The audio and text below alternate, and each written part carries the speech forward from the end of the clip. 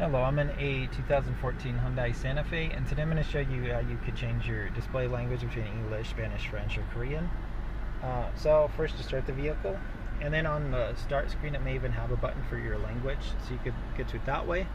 Or once you have it booted up, you can push setup, and then from here, through setup, there's language. And then here there's English, French, Spanish, or Korean. So let's say we want Spanish.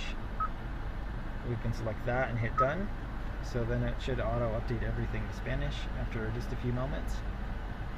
And from here, obviously I speak English. So again, you go to setup, and then your language, and then back to English.